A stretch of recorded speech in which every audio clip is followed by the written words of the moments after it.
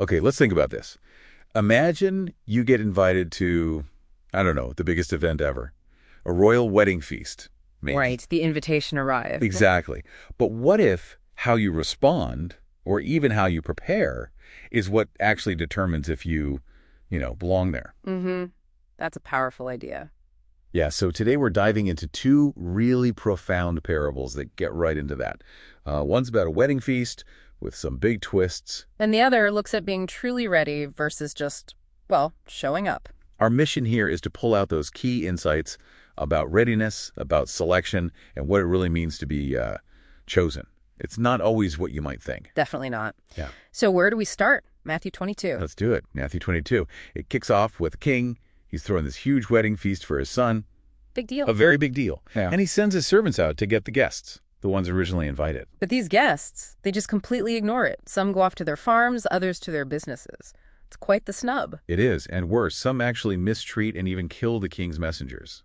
Just terrible. That's, wow, a stark rejection. And the king's reaction is equally stark. He's furious, sends his armies, destroys those murderers, burns their city. Which many see as pointing towards the fall of Jerusalem, right? Mm-hmm. A consequence for rejection. Precisely. A really heavy historical foreshadowing there.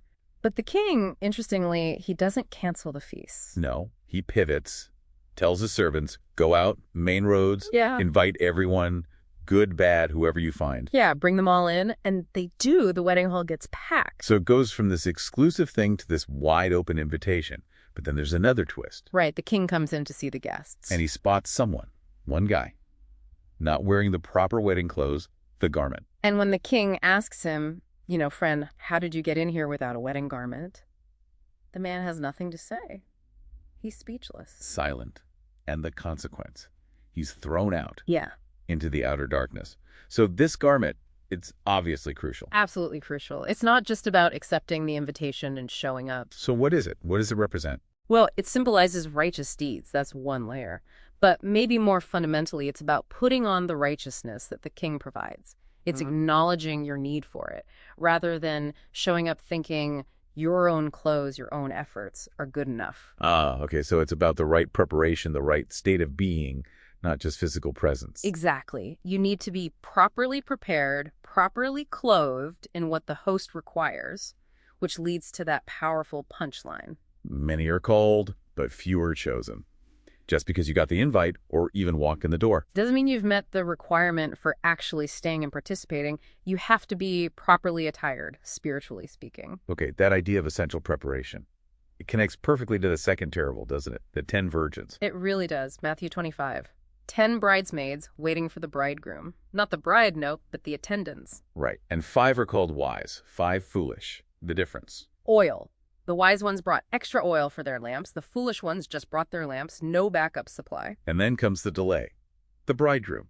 He's late. He is. And while waiting, they all get drowsy, fall asleep. Happens, right? Totally. But then, midnight. There's a shout, he's here.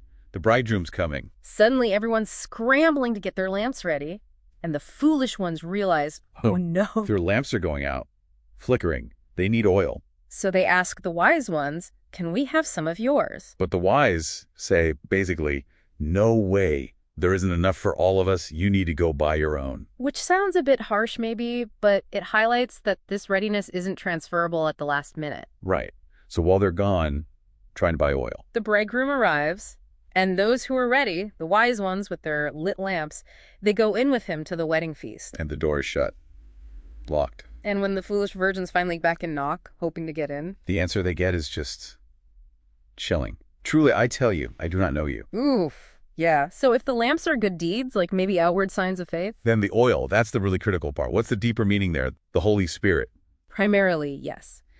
The oil is often interpreted as the Holy Spirit, that inner reality, the genuine, sustained relationship with God, the power that keeps the lamp burning. It's not just the initial flicker, but the endurance. So staying awake isn't literally not sleeping. No, it's about maintaining that inner supply, that readiness, that constant connection and dependence on the Spirit.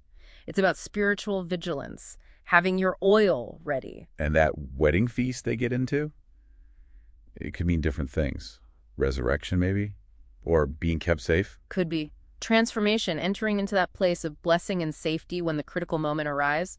The point is, only the prepared get in. So whether it's the right garment or the extra oil, both stories hammer home the same point, really. It's not just about the call, the initial yes. It's about ongoing, active readiness. Showing up prepared, demonstrating that you've actually done what's necessary to be part of it all. It's that continuous aspect. That sustained readiness, that's what separates the chosen from those merely called. Which leaves us with something to think about, doesn't it, for you yeah. listening? Yeah, a takeaway question. In your own life, what does it really mean for you to have your wedding garment ready, that act of righteousness? Or maybe your oil, that sustained spiritual readiness, prepared for those moments that truly count, rather than just, hoping you'll be present when the time comes. It's about being ready before the call comes, isn't it? Not scrambling at the last second, something to really mull over.